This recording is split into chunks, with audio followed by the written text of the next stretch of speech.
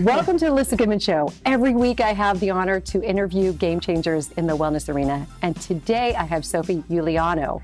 She's been in the business for 10 years. She's a board certified nutritionist. She makes nutrition and healthy living and actually looking beautiful and anti-aging in such an easy way. I've been following her on Instagram. She has incredible YouTube videos, which you have to go and actually see because she posts once a week and they're amazing tips.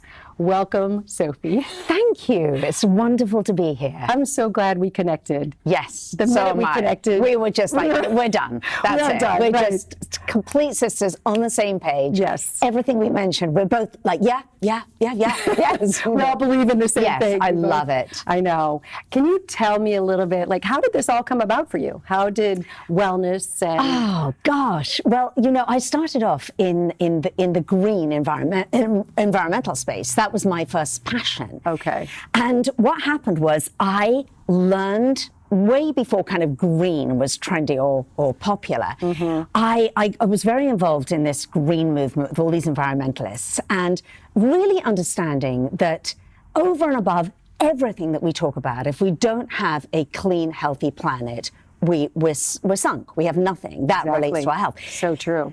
So it was kind of a little boring, this world that I was in. And so I suddenly had this passion, like we do. One day you wake up and I thought, you know what? I'm so passionate about this. And when I talk to people about it, their eyes glaze over.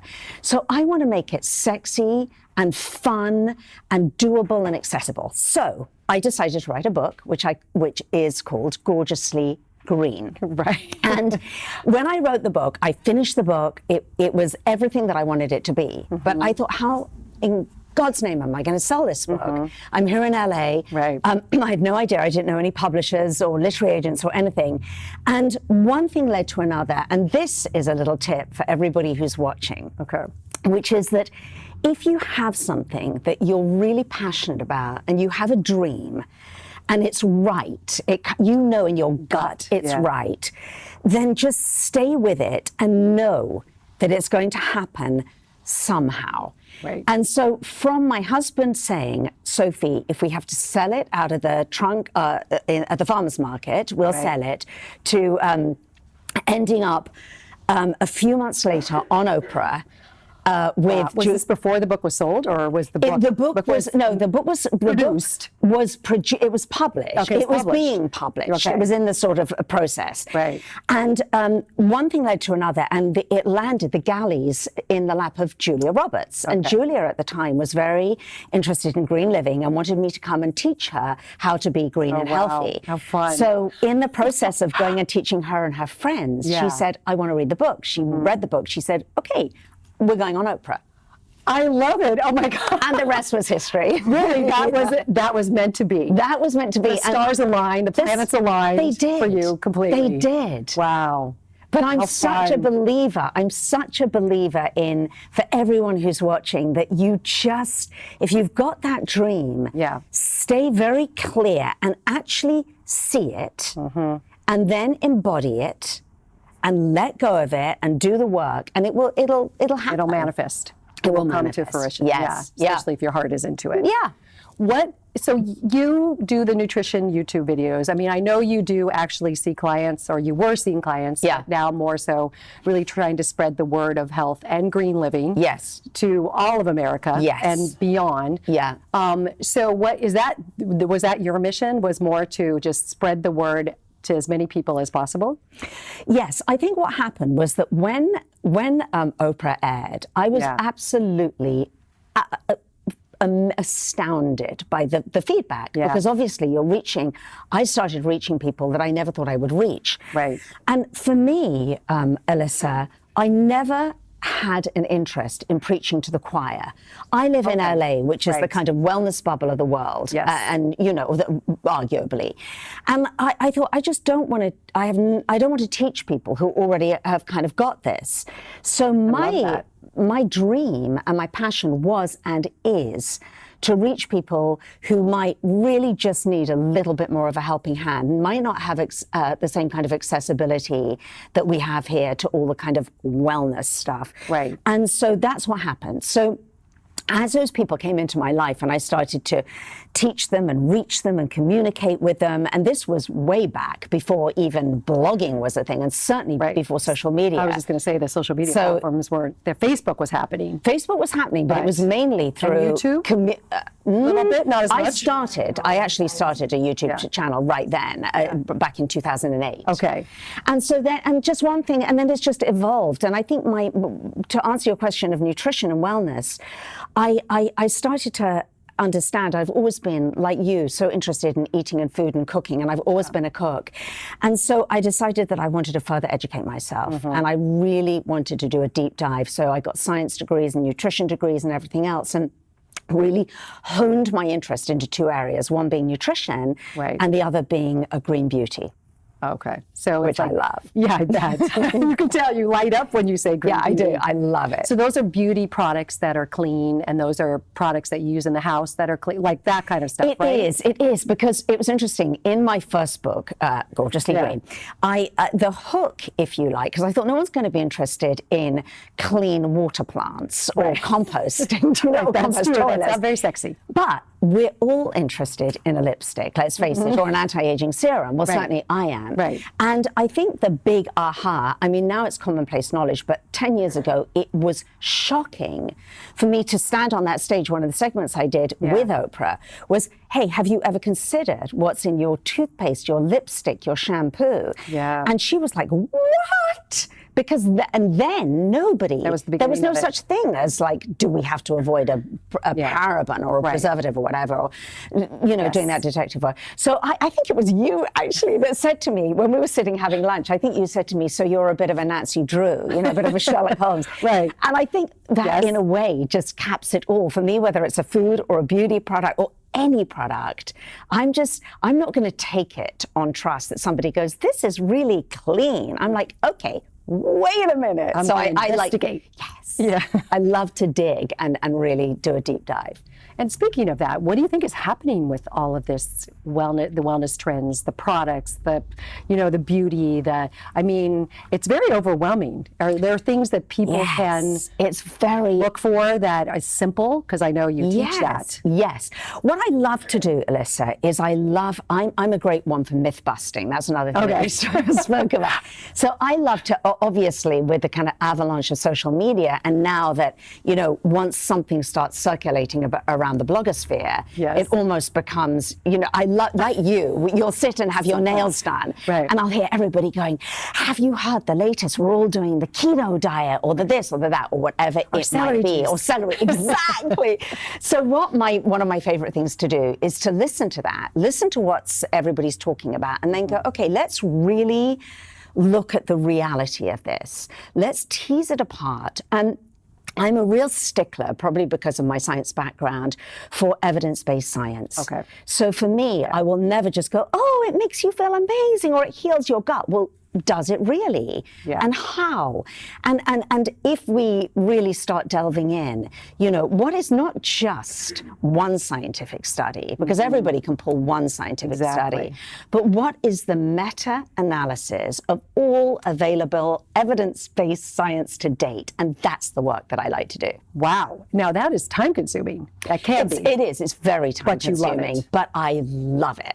I mean, when some people want to read a novel at night in bed with a cup of tea, my husband's always like this. What are you reading now? I'm like, never mind. Poor man. Gorgeous blonde lady in bed. I could just picture with a cup of tea. With her glasses. Yes, exactly. Yeah, full-on glasses. So do you feel comfortable busting a few myths at the moment? Sure. So why not? Throw one at me. Well, we talked about at lunch the celery. Yeah, okay. So the celery juice. Celery juice is, I have no beef, I always say, excuse the pun, being a plant-based advocate. Right. I have no problem yourself. I have no problem with celery juice in of itself. Yes. There's absolutely nothing wrong with it. It's harmless. Yeah. But I think it's when things become a miracle cure that it bothers me, because then we got overblown claims. And then people start, in a way, it's a bit like the Emperor's New Clothes. People go, oh my gosh, I've just suddenly, and great, if it's a placebo or whatever, and it works for you. But again, let's really look at science. And with something like celery juice, celery as a plant, and that would be the leaves, the plant, and the root, celery root. I'm sure you probably have in your soups. It's so tasty and delicious. Root, yeah. But the whole plant has so many exceptional nutrients. And yes, there are specific nutrients which for disease prevention are very interesting to me. But the big problem that I have with celery juice is that with any juice, you're taking the fiber, you're removing the fiber. Yeah. And I think fiber it's the F word for me. It's the big thing that we all need to eat, because if we're talking about disease prevention and detoxification, we need fiber.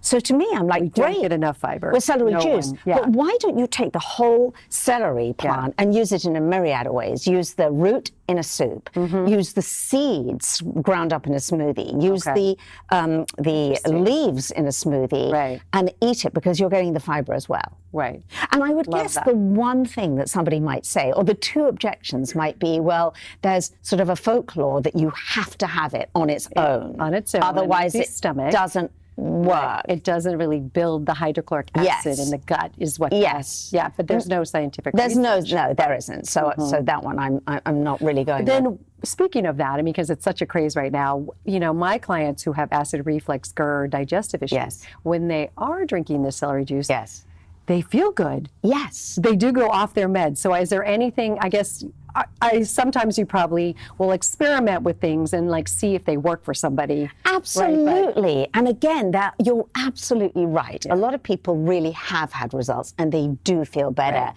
And I would say, you know, if you drank a vegetable juice, you know, you could maybe throw some other veggies in there and that might help. And again, some people who have digestive issues and acid reflux may not do quite so well with a smoothie.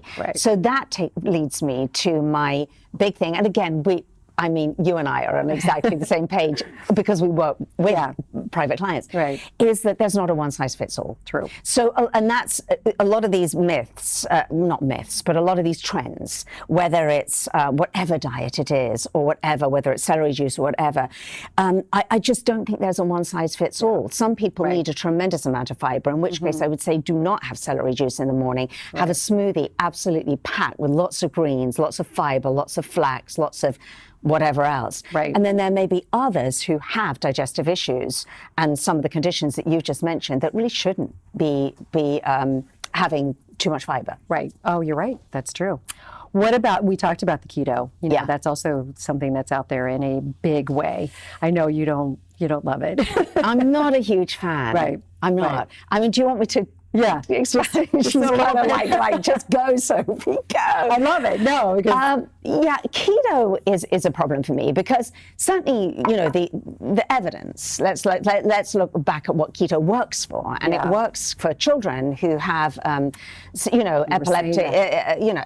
epilepsy that is resistant. Their seizures are resistant to drugs, and then it's very effective. And there is some growing research in the field of some cancer prevention. However, it's not proven yet. But I think my biggest problem with it is that, you know, the ketogenic diet, by definition, will encourage you to load up on saturated fat. And given that one of the biggest chronic diseases, the biggest killers in America, way over and above everything else, is heart disease. And so to load something in our body that is going to affect arterial function, and even if you're not at high risk, could make you at high risk for heart disease and a number of different cancers by eating especially meat. But then, of course, there's keto vegan, but that will be a lot of coconut oil. And coconut oil is a saturated fat. And, you know, when the American Presidential Advisory Committee of the American Heart Association has categorically said now that their advice is to significantly reduce the amount of saturated fat in your diet, to me, it would be irresponsible, certainly for me, to promote it as a nutritionist, to tell somebody to do that. And you're sort of also, Leslie, as you know, you're sort of hacking your body. You're hacking it into ketosis. And I tend... It's a hard thing to do. It's a hard thing to do. To get you there. And also, you know, yes, you'll lose weight, after being 3 months on a keto diet, but you'll also lose weight from being for 3 months on any kind of very restrictive diet. Exactly. So I think, again, there's a little bit of confusion there. You know, if somebody who's eating a regular, sort of, standard American diet or a not very healthy diet, and suddenly, like almost every diet, they're saying, okay, cut out added sugars and oils and processed foods and carbs and simple carbs and all of that. Well, 3 months, you're going to lose weight. But I think with keto is also very difficult because you're loading your system up with all this meat and you're putting your body into ketosis, you might feel nauseous. You might not, oftentimes you don't feel hungry because you're nauseated and you're constipated. That is actually what happens. Really? I didn't realize that. Yes. Wow, that sounds miserable. Yeah. So some people, but then might go, well, I'm not hungry, so that's great. But you could smoke cigarettes and take cocaine and assuage your hunger. I mean, you pick your poison. But I'm in it for long-term health. I mean, let's not kid around here. For a while. I don't want short-term results, and I don't want my clients to have short-term results. Let's talk about 20 years from now, 30 years from now. And you want them to stick to it. You want them to have it be a lifestyle and have it be simple. Yes. And like have them feel good at the same time, but actually each day want to get up and do it because it's so easy. And I know that is what is the key here. And it is a little bit like mind-boggling to see what's happening out there with the wellness in the last 10 years that you have been in it, and I've been in it 8. I mean, I'm just blown away in the last 8 years of what has happened. I mean, every direction there is something new that is coming up that is not proven, but... Because ultimately, it's not rocket science, is it? No, I mean, when we go back to the basics. The basics and the blue zones, and we look at the epidemiological studies. Right. I love those. And I've always said, Alyssa, that, if you take anything like a food or a diet or anything, if you put it to a jury in a court, let's say there's the nutritional court. Yeah. Right. Where we're going, okay, let's put this to the jury. Yeah. The jury would never accept one piece of evidence. True. Ever. Never. That's a very good point. They would need 100 pieces of evidence and then look at every little thing. And I think that's what's so interesting to me as somebody in this space. It's like, let's look at all the evidence and not, I really try not to have any contempt prior to investigation. I really try to keep an open mind. Right. But then I just look at all that and then it's like, oh, you put all those pieces together. And one of those pieces of evidence is let's look at what has worked. Longitudinally over a very long time. Yeah. And that's why I'm so interested in the work of Dan Buettner and the Blue Zones and Walter Longo and those sort of scientists who have done so much research into that. Right, and those have been around and centuries. Things that have been around for centuries. So interesting. What is? Do you have something that is like in your toolbox that you just can't live without? In regards to, anti-aging and just looking gorgeous like you do. Wow, I don't know about that. I don't know. In my toolbox, there's a beauty/food toolbox. Right. I mean, items in my toolboxes, right? Well, actually, they're all the same. Okay. If you think, obviously beauty products, right? But very much like you, if anybody ever talks about the word anti-aging, which I'm not loving the word, but I'm in my 50s. I was going to say, I don't either. Yeah. We're all going to age, and it's just doing it. But why it goes together is that really, honestly, whatever you put on your skin, whatever serum you put on your skin, if you're not lit up from within with passion and your life has meaning and that you're just not full of joy. Yeah. You're not going to look young. And certainly the women in my life, you included, my darling, but the women who are, in their 50s, 60s, 70s, and, who inhabit their bodies. And that's whether we're talking about Glenn Close or Frances McDormand or Helen Mirren or whoever else. Yes. And I think we all look at those women and we're like, yes, because they have an authenticity and it's what it is in a way is a sort of self-care, and it's self-care on so many different levels. Yes, self-care of what we put in our bodies, self-care of how we connect to something greater than ourselves, you know, having a sort of a spiritual connection. Spiritual you know, connection, and then, yes, the icing on the cake is the lovely serums and things that we can put on our face and makeup and the little whatever we like to do. Eyelashes or the... eyelashes, the little tweaks. Yes, exactly. And I'm not averse to any of that. I love all of that. Yeah, same. Love. Well, this has been so enjoyable. I could talk to you for hours. I wanted to tell you my toolbox. Oh, yeah. So it's flaxseed. It's ground flaxseed. Because the beauty of ground flaxseed in my toolbox, and I travel with it. Recently, I went to Tahiti, I was telling you, and I knew that on this island that I was, this remote little island, they would not have flaxseed. But why I love flaxseed is that it is great for digestion and fiber and keeping everything moving. It's like a broom, you know, rooter through the system. Also, it contains, by the way, to the viewers, I am preaching to the choir here, and the listener knows all this, but it contains the lignans, which are very significantly, play a significant part in disease prevention, notably cancer, breast cancer prevention. But also, interestingly, it's a beauty food because it actually helps the layer of your skin, which is the layer of the skin that we don't want to scrub away too much and get too aggressive with exfoliants and whatnot. It actually forms a sort of layer on your skin of moisture from the inside out. I haven't heard that. Yes. So that's new to me. Yes. So eat your flaxseed. Thank you for that. Yeah, okay. Eat your flaxseed, everybody.